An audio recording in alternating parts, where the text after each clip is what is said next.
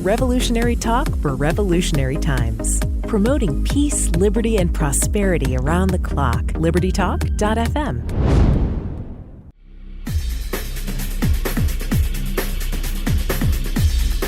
Welcome to Living in the Solution with Dr. Elena George. Today we have a return guest, someone who I enjoyed having on last time. We spoke about a great many topics, and he has a wealth of information. And today we're going to speak with Mr. Greg Ciola. He's published a wide range of health information since 2000. He's written numerous books and was the publisher of a powerful cutting-edge health newsletter for 18 years called CRUSADOR. He's also been actively involved in the nutritional supplement industry most of his life. He's now the lead minister that founded Crossing Jordan Ministries that covers a wide range of health and biblical truth. And you can find his website at www.crossingjordan.com. And today we're going to speak about supplements and the supplement industry. I think one of the main things that I've learned during COVID, and actually before then when I had parents who were ill, was how important it is to feed the body and how the body is self-healing. And sometimes maybe something that's man-made is not the answer. So we want to speak today about supplements. And Mr. Ciola, I think you're the best person to speak on this because it's something that's in your wheelhouse. And I think you're coming at it from a position of knowledge. And I'm looking forward to our conversation today. So welcome. Oh, welcome. Thank you so much for having me on the show. I appreciate it. It was an awesome show last time. You were just a breath of fresh air, and I took a lot of what you said to heart, and I'm sure my listeners did too. And today I wanted to speak about something else that you're well versed in, and that's our supplements and the supplement industry.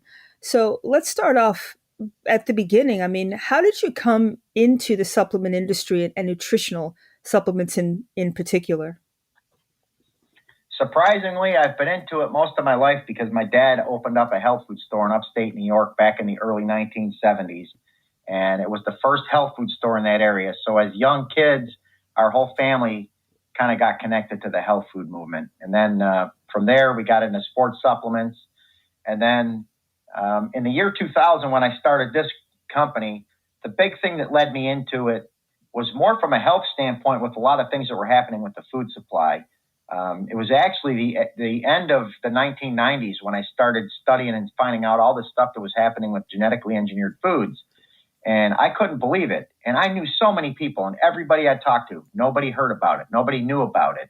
And it kind of led me to, wow, I need to write some kind of an educational book because I was following everything about it.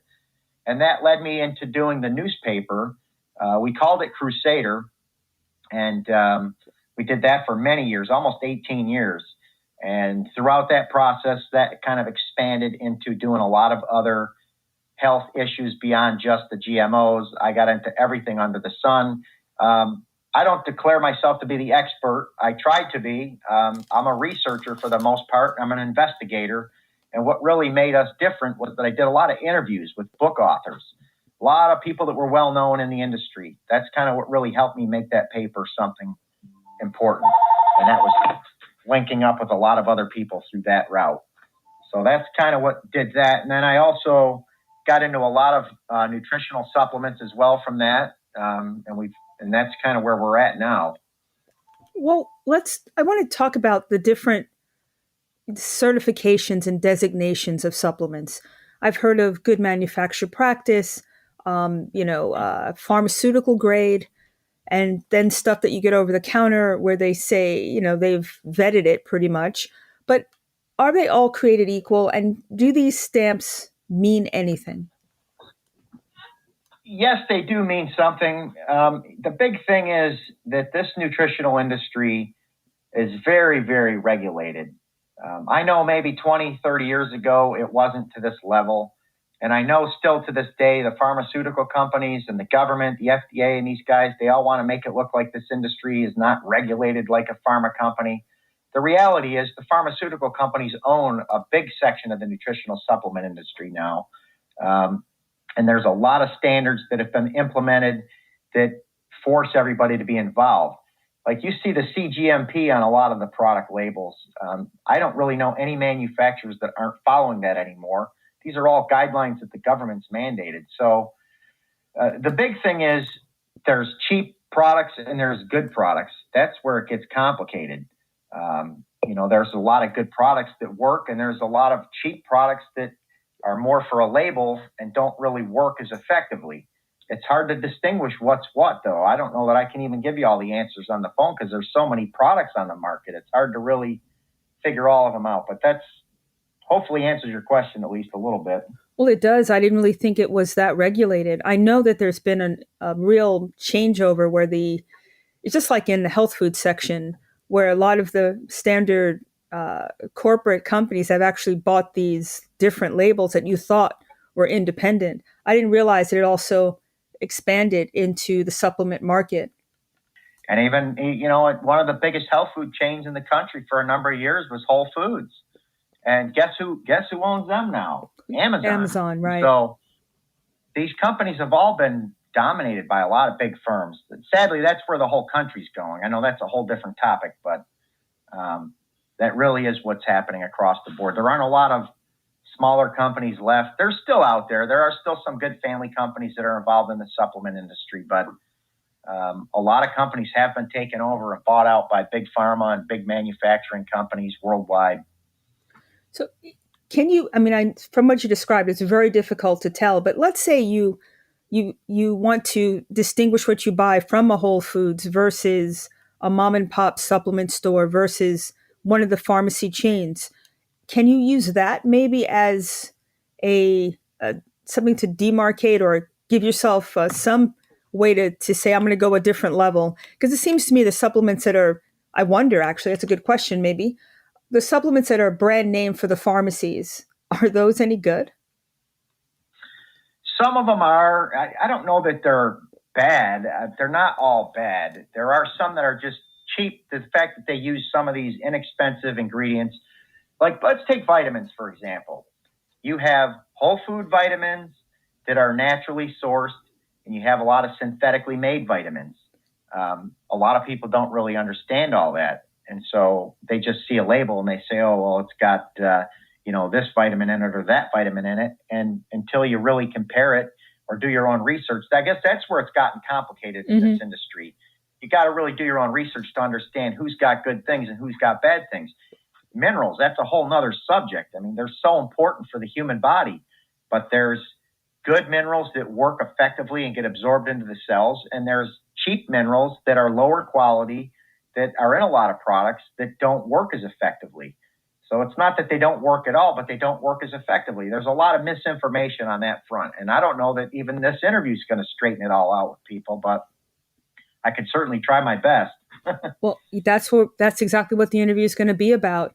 And I know we're going to take a break in a minute, but let's start off with one supplement, vitamin D, for example. You see it as vitamin D2 or vitamin D3, but you never really see it with vitamin K with it.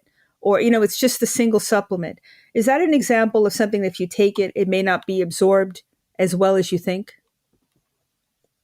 Not necessarily. The vitamin K is something that they claim a lot of people are short on, and that it makes the vitamin D work better. But there's a lot of information just on the vitamin D3 that works phenomenal as well.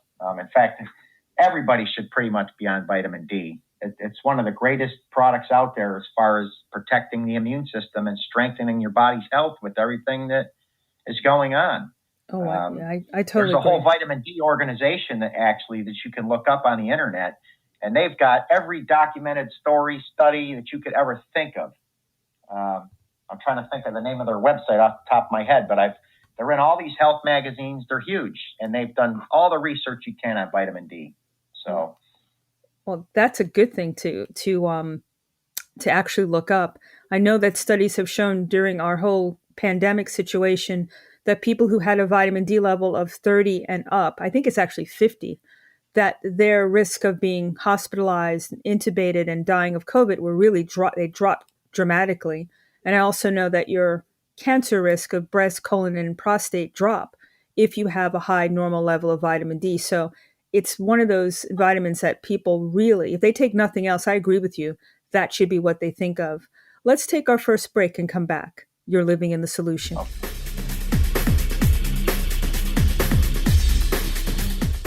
Welcome back to Living the Solution. We're speaking with Mr. Gregory Ciola. And before the break, we were starting to get into the different supplements that are necessary, vitamins specifically. I mean, vitamin D deficiency is one of the major ones. What are the other vitamins that people need to take? And then they should worry about whether they're, I mean, it's a two-part question, whether they're whole or whether they're synthetic. Which ones would you recommend? If you have to take the top, which ones should people be on? It's hard to isolate it out when it comes to vitamins because they're so important. I actually wrote an article called The Dominoes of Disease, and I list 8 different things that are connected to a lot of diseases. A lot of things that have happened, it even kind of goes back to the GMOs and everything else. There's major shortages in people's health because of our food supply that's been tampered with across the board on every front. Refined processed foods, pasteurized foods, pesticides, chemical fertilizers, hydrogenated fats and trans fats, high fructose corn syrup, genetic or environmental toxins and cosmetic toxins, pharmaceutical medicine, which has a lot of side effects. These are all really kind of integrated into everything. It's hard to just say, take one vitamin. The vitamin D is so important, though, because of that international organization that has all of the information that you can find off of the website. I'll see if I can actually find the address while I'm doing this radio show with you to tell people where to go. Okay. But they can find it on a quick Google search as well. Vitamin D Council. They've got tremendous information.